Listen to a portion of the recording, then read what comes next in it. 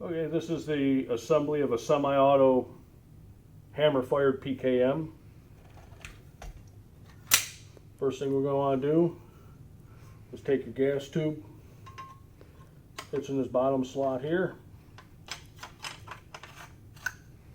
locks in with this tab. Once that's locked into place, with the cover open, this lock here, bring it out. You slide your barrel in, make sure it seats, and then the barrel lock goes in place. Once that barrel lock's in place, we're going to take the bolt.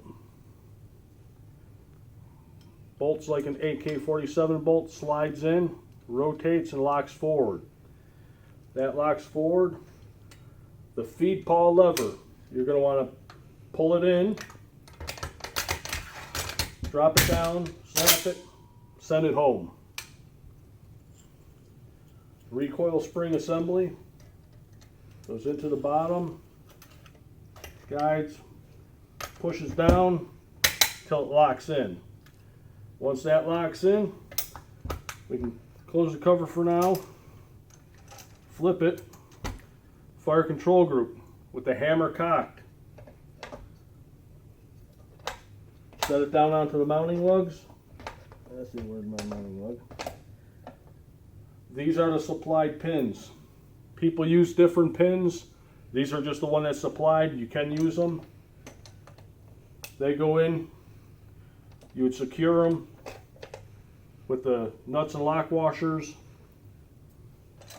This one does not have buttstock on it. Not needed. Cocking it, you always want to make sure that's forward.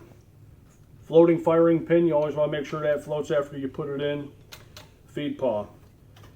Bring that back down. Make sure that's all the way forward. This is in, up, see?